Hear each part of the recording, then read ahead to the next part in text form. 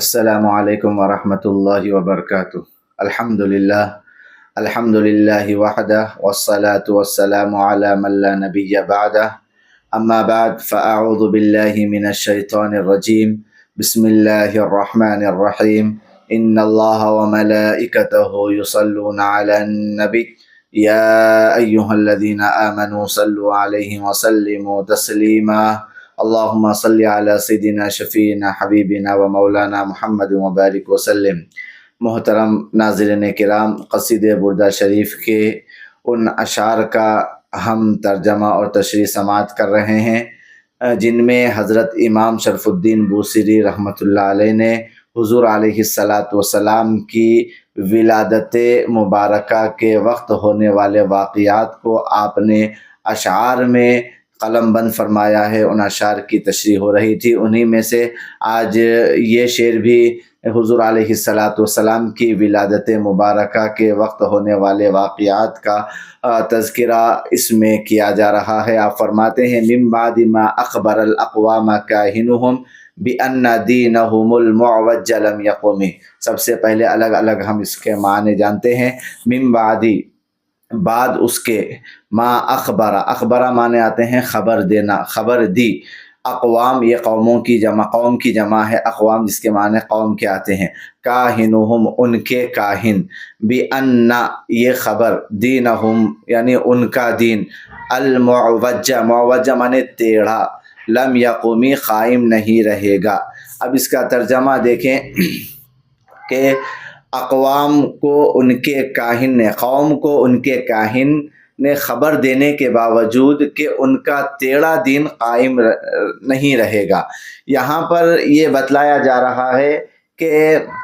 حضور علیہ السلام کی ولادت کے وقت جو واقعات پیش آئے، ان واقعات میں سے یہاں پر اس بات کا تذکرہ کیا جا رہا ہے کہ ان کے جو کاہن ہوا کرتے تھے اپنی قوم کو خبر دی کہ اب جو تمہارا جو ٹیڑھا دین ہے، کہ جس نے دین میں تم نے جو تبدیلیاں لا لی ہے، اب وہ تمہارا دین قائم رہنے والا نہیں ہے، اس لیے کہ نبیوں کے سردار رحمت للعالمین صلی اللہ علیہ وسلم کا وجود اس کائنات میں ہو چکا ہے۔ تو ان کے کاہنوں نے بھی ان کے قوم کو، کفار و مشرکین کو یہ بات بتلا دی تھی کہ اب شفیع المذنبین دنیا میں تشریف لا چکے ہیں، اب جو تمہارا ٹیڑھا دین ہے وہ ختم ہو جانے والا ہے، دین اسلام کا غلبہ ہونے والا ہے۔ اس زمانے میں ہوتا کیا تھا کہ لوگ کاہنوں کے ذریعے سے اس طرح بات کو، جو بات آگے ہونے والی ہے ان سے مشورے کے طور پر اس طرح اس بات کو جانا کرتے تھے۔ اس زمانے میں کاہن ہوا کرتے تھے۔ کاہن سے مراد وہ لوگ ہیں جو شیاطین اور جنات سے یا نجوم کے ذریعے غیب کی خبر لوگوں کو بتاتے تھے، لوگ ان کے پاس چلے آتے تھے۔ اس دور میں کاہنوں کا، اس دور میں کاہنوں کا بہت زور تھا، اور عرب کے کاہنوں میں دو بڑے مشہور تھے، ایک کا نام ستی اور دوسرا کا نام ینوبان۔ تو اس طرح ینوبان کے پاس لوگ گئے اور اس سے مشورہ کیے کہ جس کی وجہ سے ہمارا ٹیڑھا جو دین ہے وہ ختم ہونے والا ہے، ہم اس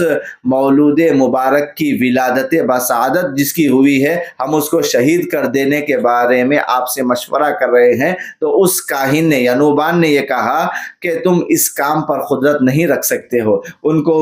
مٹانا اتنا مشکل کام ہے کہ تم یہ کام کر ہی نہیں سکتے۔ تو اس کاہن نے بھی یہ بتلا دیا ہے کہ اس نو مولود کا تم کچھ نہیں کر سکتے، اب وہ دنیا میں تشریف لا چکے ہیں، اب وہ کفر و شرک کو ختم کریں گے، ظلم کو ختم کریں گے، اس طرح جہالت کو ختم کریں گے اور اسلام کے پیغام کو لوگوں تک پہنچائیں گے۔ تو اس وقت کاہنوں نے بھی اپنی قوم کو خبر دے دی ہے کہ اس طرح جو تمہارا ٹیڑھا دین ہے اب وہ ولادت مبارک ہو چکی ہے حضور علیہ السلام کی، جس کی بنا پر تمہارا ٹیڑھا دین ختم ہو جانے والا ہے۔ تو اس کا تذکرہ امام شرف الدین بوصیری رحمۃ اللہ علیہ اس شعر میں فرما رہے ہیں۔ پھر آپ آگے فرماتے ہیں وَبَعْدَ مَا عَيَنُوا فِي الْأُفْقِ مِنْ شُهُبٍ مُنْقَضَّةٍ وَفْقَ مَا فِي الْأَرْضِ مِنْ سَنَمِ۔ وَبَعْدَ مَا عَيَنُوا، بعد اس کے کہ عَيَنُوا وہ اندھے ہو گئے، آینا معائنہ کرنے لگے، فی الافق من شہوب، افق مانے آسمان کے کنارے کو کہتے ہیں، شہوب کہتے ہیں شعلوں کو، آگ کا جو شعلہ ہوتا ہے اسے شہب کہتے ہیں۔ منقضدتن مانے گرنا، وفقہ مانے مطابق کے، فی الارضی زمین میں، صنم کہتے ہیں بتوں کو۔ اب اس کا ترجمہ دیکھیں، باوجود اس کے کہ وہ آسمان میں شہاب یعنی آگ کے شعلوں کو ٹوٹتے دیکھتے تو جس طرح زمین میں بتوں کو گرتے دیکھے۔ یعنی اب یہاں پر اس شعر میں یہ بتلا رہے ہیں، دو باتوں کا تذکرہ کر رہے ہیں کہ حضور کی ولادت بسعادت کے وقت جو دو تغیرات ہوئے، ایک آسمانوں میں جو تغیر ہوا، ایک زمین میں جو تغیر ہوا۔ آسمان میں جو تغیر ہوا وہ یہ کہ شیاطین اور جنات جو آسمانوں میں جا کر وہاں کی باتوں کو سنتے اور کاہنوں کو اس کی خبر دیا کرتے تھے۔ تو اس طرح یہاں پر یہ فرما رہے ہیں کہ اب وہ شیاطین اور جنات جب آسمان میں ان کی باتوں کو سننے کے لیے جاتے تو یہ کام ان کا اس وقت بند ہو گیا جس وقت حضور علیہ السلام کی ولادت بسعادت ہوئی۔ اس وقت سے ان کا آسمانوں پر جانا بند ہو گیا۔ جو قریب بھی پہنچتے تو ان کو آگ کے شعلوں کے ذریعے سے ان کو مارتے، وہ ایسا بھاگتے اس طرح وہاں سے بھاگ کر وہ زمین پر چلے آتے۔ تو یہ آسمان میں تغیر ہوا حضور کی ولادت بسعادت کے پر مسرت موقع پر۔ یہ آسمانوں میں تغیر ہوا کہ جنات جو شیاطین وہاں کی باتیں سن کر کاہنوں کو بتاتے تھے وہ بند ہو گیا۔ اب وہ قریب بھی پہنچتے ہیں تو ان کو آگ کے شعلوں سے مارا جاتا ہے۔ اب زمینی تغیر جو ہوا کفار و قریش اور اہل دنیا اس کو دیکھ رہے تھے کہ جس رات حضور علیہ السلام کی ولادت بسعادت ہوئی، کعبۃ اللہ اور اس کے اطراف جو 360 بت رکھے ہوئے تھے وہ سب کے سب اوندھے گر گئے، اور دنیا میں جہاں جہاں بت تھے وہ سب کے سب اوندھے گر گئے۔ یہ سب حضور علیہ السلام کی ولادت بسعادت کے پر مسرت موقع پر یہ واقعات رونما ہوئے کہ جو شیاطین جنات آسمان میں جا کر باتیں سن کر پھر کاہنوں کو لا کر بتاتے تھے، وہ حضور کی ولادت کے وقت یہ بند کر دیا گیا ہے۔ وہ وہاں پہنچتے ہیں قریب بھی تو اس طرح ان کو آگ کے شعلوں سے ان کو مارا جاتا ہے، کبھی وہ شعلے سے وہ مر بھی جاتے ہیں اور کبھی زخمی ہو جاتے ہیں۔ تو یہ حضور علیہ السلام کی ولادت بسعادت کے موقع پر یہ واقعہ رونما ہوا ہے۔ پھر آپ آگے فرماتے ہیں، حتی غدا عن طریق الوحی منہزم من الشیاطین یفقو اثر منہزم۔ حتی یہاں تک کہ غدا مانے ہونا، ان طریق کہتے ہیں راستے کو، وحی کو کہتے ہیں جو اللہ کی جانب سے اس طرح پیغمبروں پر جو نازل ہوا، منہزم مانے بھاگنے والا، من الشیاطین شیاطین سے، یفقو ایک دوسرے کے پیچھے آنا، اس کو یقفو کہتے ہیں۔ اسرا مانے نشان قدم جو ہوتا ہے اسے، منہزم مانے بھاگنے والا۔ اب اس کا ترجمہ یہ ہے کہ یہاں تک کہ وحی کے راستے سے یعنی شیطان ایک دوسرے کے پیچھے بھاگنے لگے، یعنی ایک قدم کے پیچھے دوسرا قدم رکھتا تھا، اس طرح ایک کے پیچھے ایک شیاطین بھاگنے لگے۔ کب؟ جس وقت ان کے اوپر آگ کے شعلے مارے جا رہے تھے۔ جو شیاطین آسمانوں پر غیب کی خبریں لانے کے لیے میلاد شریف سے پہلے جاتے تھے، ان پر حضور علیہ السلام کی میلاد مبارک کے موقع پر آگ کے شعلے برسنے لگے تو اپنی جان بچانے کے لیے ایک دوسرے کے پیچھے بھاگنے لگے، کیونکہ وہ شعلہ کسی شیطان کو لگ جاتا تو وہ مر جاتا تھا۔ پھر اللہ تعالیٰ نے ہمیشہ کے لیے یہ سلسلہ جاری فرمایا، جب کبھی وہ پہنچتے ہیں آگ کے شعلے ان پر برسائے جاتے ہیں۔ تو یہ جو واقعہ رونما ہوا ہے کہ میلاد شریف سے پہلے جو جاتے تھے، حضور کی ولادت مبارک کے بعد اس طرح وہ جاتے بھی ہیں تو ان کو اس طرح آگ کے شعلوں سے مار دیا جاتا ہے تو ایک کے پیچھے ایک بھاگنے لگتے ہیں۔ یہ واقعہ بھی اس طرح حضور علیہ السلام کی ولادت بسعادت کے پر مسرت موقع پر پیش آیا ہے۔ پھر آپ آگے فرماتے ہیں، كأنهم هربا ابطال ابرهة او عسكر بالحصى من راحتيه رمي۔ اب اس شعر کا تعلق پچھلے شعر سے بھی ہے، وہ اس طرح پہلے اس کا ترجمہ جہاں كأنهم گویا کہ وہ، یعنی جو شیاطین وغیرہ ہوتے ہیں جنات، وہ ہربن بھاگنا، ہربن مانے بھاگنے کے آتے ہیں، ابطال مانے پہلوانوں کے آتے، پہلوان جسے کہتے ہیں اسے ابطال کہتے ہیں۔ ابرہا یہ یمن کا جو بادشاہ ہے اس کی طرف یہ اس کا نام ہے ابرہا۔ او یا پھر عسکرن لشکر کو کہتے ہیں، بالحسا حسا مانے کنکر کے آتے ہیں، من راحتہ راحت مانے دونوں ہتھیلیاں، یعنی کسی بھی چیز کے اندر کی جو چیز ہوتی ہے، یہاں پر دونوں ہتھیلیاں مراد ہے، حضور علیہ السلام کی دونوں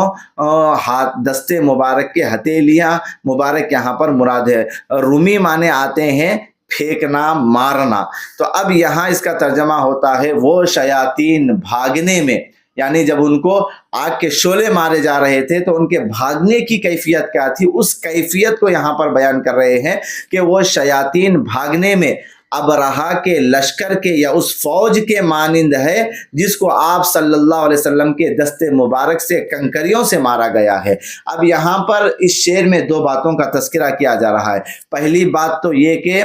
ابرہا کا جو واقعہ پیش آیا وہ اس کا تذکرہ کر رہے ہیں، پھر دوسرا حضور علیہ السلام نے اپنی مٹھی میں کنکریوں کو لے کر کفار قریش کو جب مارا تھا تو اس وقت کیا واقعہ پیش آیا اس کا تذکرہ ایک ایک شعر میں بیان کر رہے ہیں۔ پہلے یہ بیان کر رہے ہیں کہ وہ شیاطین ایسا بھاگے، ابرہا کے پہلوانوں کی طرح وہ بھاگنے لگے۔ تو ابرہا کون تھا؟ یہ ایک یمن کا بادشاہ تھا، اس نے ایک کلیسا بنایا تھا، گرجا گھر بنایا تھا، یہ سمجھ کر کہ لوگ خانہ کعبہ کو نہ جائیں، اس جیسا اس نے اپنے علاقے میں اس گرجا گھر کو بنایا، اور اس کا دعویٰ یہ تھا کہ لوگ خانہ کعبہ کو جانا چھوڑ دیں اور میرے گرجا گھر کو آئیں۔ لیکن اس طرح نہیں ہوا کہ ایک عرب کے قبیلے بنی کنانہ کے ایک شخص نے ابرہا کی اس ناپاک حرکت کو دیکھ کر اس کے گرجا گھر میں غلاظت کر دی۔ غلاظت کر دیا تو ابرہا کو بہت غصہ آیا، اس نے یہ سوچا کہ چلو پہلے خانہ کعبہ کو گرا دیتے ہیں، اس کے بعد جب وہ گر جائے گا تو لوگ میرے گرجا گھر کی طرف، کلیسا کی طرف آ کر میرے گھر میں عبادت کرنے لگیں گے۔ اس نے ارادہ کرا اور اس طرح ہاتھیوں کی فوج لے کر اس طرح خانہ کعبہ مکۃ المکرمہ کے پاس آیا تو اللہ تعالیٰ نے چھوٹے چھوٹے پرندوں کی جھنڈ بھیجا جو اپنی چونچ اور پنجوں میں چھوٹی چھوٹی کنکریاں لا کر جو چنے کے دانے سے کم اور مسور کے دانے سے ذرہ بڑی تھی، ابرہا اس کی فوج اور اس کے ہاتھیوں پر ان کنکریوں کو مارنے لگے۔ وہ اس قدر سخت تر حملہ تھا کہ وہ کنکری جب خود پر گرتی تو خود کو پھاڑ کر، سر پر جسم کو پھاڑ کر وہ اس طرح ہاتھی کو پھاڑ کر زمین پر گر جایا کرتی تھی۔ تو جب یہ آسمان کی جانب سے پرندے آئے اور جب ان کے سروں پر یہ کنکریوں کو ڈالا جا رہا تو بڑے بڑے پہلوان جیسا بھاگنے لگے تھے، ویسا ہی جب حضور کی ولادت ہوئی اس وقت سے شیاطین جنات کو آسمان پر جو جاتے تھے ان کو جب آگ کے شعلوں سے مارا گیا تو یمن کے بادشاہ ابرہا کے بادشاہ کے پہلوان جیسا بھاگنے لگے، وہ شیاطین بھی ویسا بھاگنے لگے۔ تو اس کا تذکرہ پہلے مصرے میں آپ فرما رہے ہیں۔ پھر دوسری بات اس میں آپ نے جو فرمائی ہے وہ یہ کہ حضور علیہ السلام نے جو اپنے مٹھی میں کنکریوں کو پھینکا تو پھینکنے کے بعد کفار و قریش جیسا بھاگ گئے، اس طرح وہ شیطان بھی بھاگنے لگے۔ ہوا کیا کہ حضور علیہ السلام سن 2 ہجری میں رمضان المبارک کا مہینہ میں جو جنگ بدر کا واقعہ پیش آیا اس میں مسلمانوں کی تعداد 313، کفار قریش کی تعداد بہت زیادہ، 1000 پہلوان اس میں موجود تھے اور ان کے پاس جنگی سامان بھی تھے، ادھر مسلمانوں کے پاس کچھ نہ تھا، اور اس طرح وہ لوگ یہ ارادہ کر کے آئے تھے کہ مسلمانوں کو العیاذ باللہ ہلاک اور ختم کر دیں گے۔ حملہ آور ہوئے، ایسے خوفناک موقع پر رسول اللہ صلی اللہ علیہ وسلم نے اپنے دست مبارک سے ان کے درمیان میں ایک مٹھی کنکریاں پھینکی اور یہ فرمایا شاہت الوجوہ، منہ کالے ہو جائیں۔ فرمایا پھر کیا تھا کہ ان میں سے ہر ایک کی آنکھ، ناک اور منہ میں وہ مٹی گری، وہ کنکری گری، اور دشمن پیٹ پھیر کر بھاگنے لگا۔ 70 مارے گئے اور 70 گرفتار ہو گئے۔ تو جس طرح حضور صلی اللہ علیہ وسلم نے اپنے دست مبارک سے کنکریوں کو پھینکا، مٹی کو پھینکا، جس طرح وہ کفار کو لگنے پر جیسا وہ بھاگ رہے تھے، حضور کی ولادت باسعادت کے موقع پر وہ شیاطین جو جنات آسمان میں جایا کرتے تھے تو ان کو بھی جب شعلے آگ کے مارے جاتے تھے تو وہ بھی اس طرح بھاگا کرتے تھے۔ تو یہ جنگ بدر میں میں حضور علیہ الصلوۃ والسلام نے کفار قریش کو اپنی مٹھی میں کنکریوں کو لے کر مارنے پر جیسا وہ بھاگے تو شیاطین بھی ویسا بھاگا کرتے تھے۔ اسی طرح کا واقعہ جنگ حنین میں بھی پیش آیا کہ اس وقت کفار کا سخت حملہ ہوا، شدید حملہ تھا، تو حضور علیہ الصلوۃ والسلام نے اس طرح اس کو اٹھایا،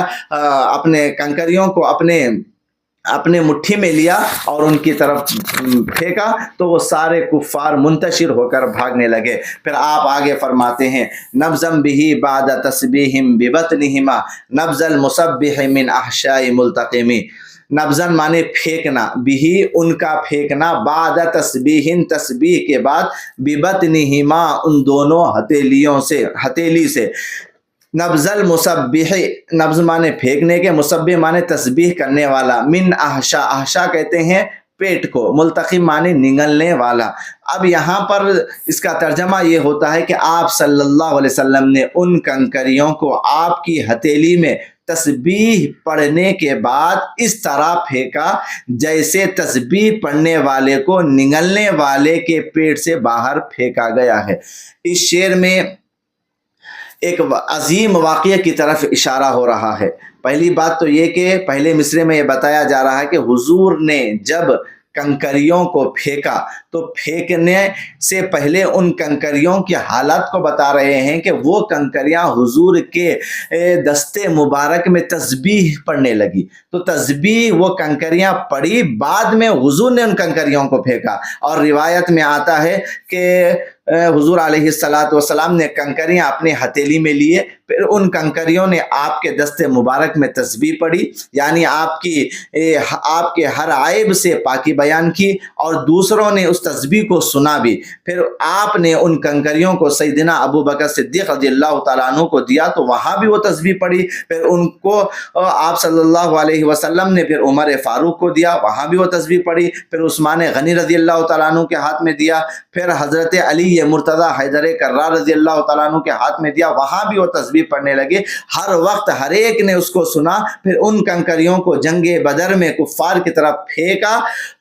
پھینکا، یہ کنکریاں ہر کافر کی آنکھ میں گری، پھر کافروں کو شکست ہو گئی۔ تو اس طرح حضور علیہ الصلوۃ والسلام نے جب کنکریوں کو پھینکا تو تسبیح ان کنکریوں نے پڑھا، بعد میں پھینکا تو جس طرح وہ کنکریاں کفار پر لگے تو وہ بھاگنے لگے، تو اسی طرح وہ شیطان بھی بھاگنے لگے۔ پھر دوسرے مصرے میں آپ یہ فرماتے ہیں نبذ المسبح من احشاء ملتقمی،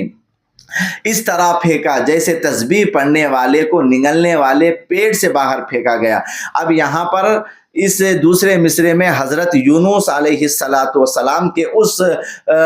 واقعے کا تذکرہ ہو رہا ہے جس وقت یونس علیہ الصلوۃ والسلام کو مچھلی نے اپنے پیٹ میں نگل لیا تھا۔ تو پیٹ میں نگلنے کے بعد ہوا کیا تھا کہ 40 دن تک حضرت یونس علیہ الصلوۃ والسلام اس طرح مچھلی کے پیٹ میں رہ کر اللہ کی تسبیح کو بیان کر رہے تھے، لا الہ الا انت سبحانک انی کنت من الظالمین کی تسبیح پڑھ رہے تھے۔ 40 دن کے بعد اللہ تعالیٰ کے حکم سے مچھلی آپ کو اپنے اندر سے ساحل پر اگل دی، کنارے پر، سمندر کے کنارے پہ آ کر اس طرح مچھلی نے اگل دی۔ حضرت یونس علیہ الصلوۃ والسلام اس واقعے سے اس کی طرف اشارہ ہے کہ رسول اللہ صلی اللہ علیہ وسلم کے دست مبارک میں کنکریوں نے ان کو پھینکنے سے پہلے تسبیح پڑھی، جیسا کہ یونس علیہ السلام کو مچھلی اپنے پیٹ سے پھینکنے سے پہلے یونس علیہ السلام جیسا تسبیح پڑھ رہے تھے، اسی طرح حضور علیہ السلام اپنی مٹھی میں کنکریاں لیے اور پھینکنے سے پہلے وہ کنکریاں حضور کے دست مبارک میں اس طرح تسبیح پڑھ رہی تھی جس طرح یونس علیہ السلام مچھلی کے پیٹ میں کنکریاں پڑھ رہے تھے۔ یہ سارے واقعات اس طرح